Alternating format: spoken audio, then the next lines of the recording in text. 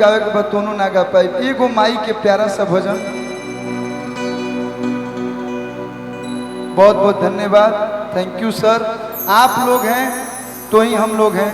एक बार हम चाहब कि पुलिस प्रशासन के जितने भी अधिकारी आए हैं, जितने भी हमारे गार्जियन आए हैं, सभी से निवेदन बा, जे भी प्रेम करेला दोनों हाथ उठा के स्वागत कर दी लोग, दोनों हाथ उठा के जोरदार ताली बजा के स्वागत कर दी लोग। Thank you so much. आप लोग हैं तो हम लोग सुरक्षित हैं, आप लोग हैं तो हम लोग सेफ हैं, आप लोग हैं तो हम लोग अच्छे से कार्यक्रम कर पाते हैं, आप नहीं तो हम नहीं। थैंक यू, आप लोग इतना समय दिए हम लोग को। एगो प्यारा सा माई के भजन। देखिए दुर्गा माई से तो सब प्रेम करेला, जौन माई हमनी के पैदा के लिए वो माई से के प्रेम करते नहीं, हाथ उठा के बता देना।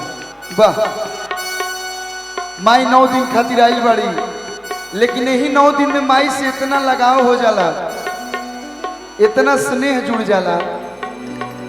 माई के जब विदाई होला तो लगेला कि आपन माई जाती है। वही पे एगो प्यारा सा गीत बा।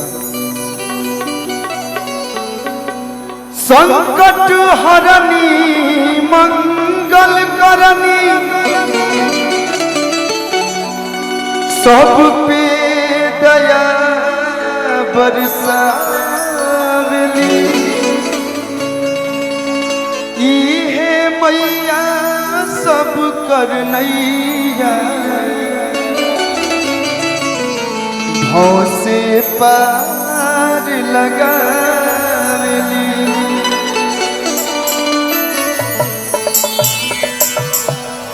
सब लोग जाना था जब हम हथी चुकी रही तबे ले गाना गावता नहीं, तो माई के तनी कम प्रेम मिलल बा, बाबूजी के सबसे ज्यादा प्रेम हमारे के मिलल बा।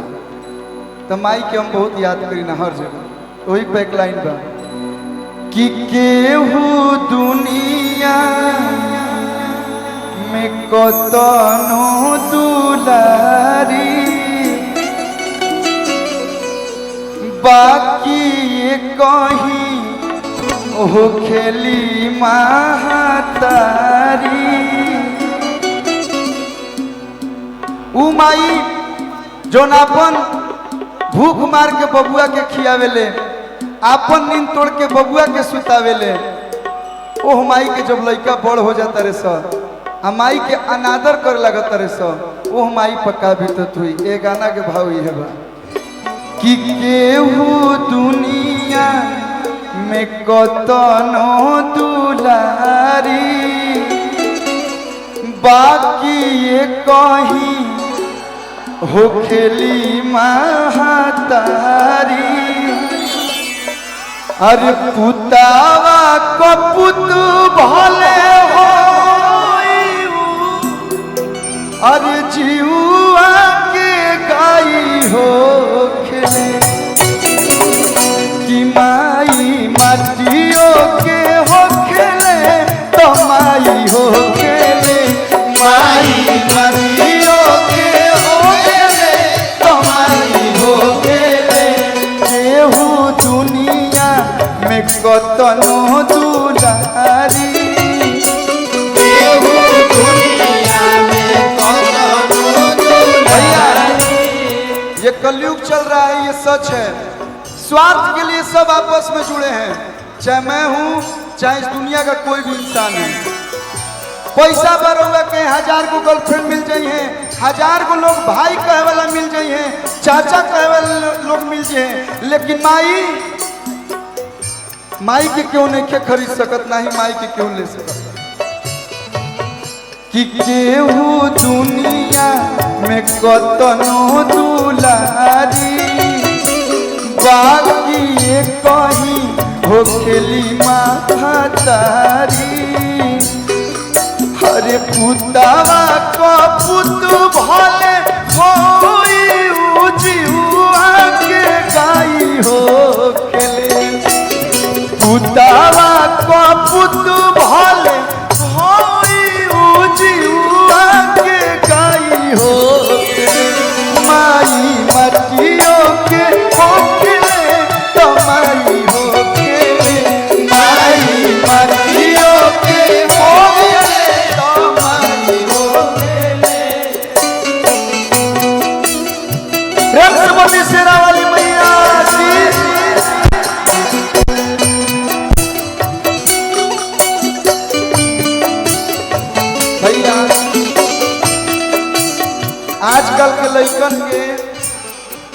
माई तनी मनी डांट देतिया तो लड़का घर छोड़ के भाग जाता है। लेकिन एगो उ समय रहे जौन एगो माई के जुबान पे अपन राजपाट छोड़ के 14 साल खातिर राम जी वनवास चल गए। बेटा बनना है तो राम जी सा बनिए, राम जी के खाली देखी लोग मत। हमनी के माई के पूजा करते हैं तक का भगवान जी भी पूजा कैले बने। अरे एक करे चरनिया में बस चारों धाम हो,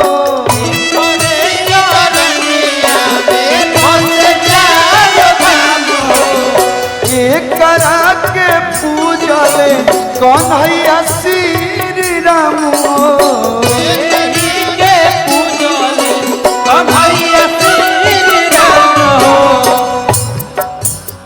दुख में ओढ़ावे सुधीर आचारा तौहे नो दवाई हो खेले, दुख में ओढ़ावे रमेश आचारा तौहे नो दवाई हो खेले, माई मतियों के हो खेले तो माई हो खेले, माई मतियों के हो खेले तो माई हो खेले,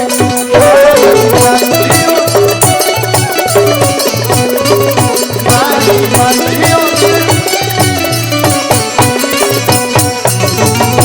तो अगर अच्छा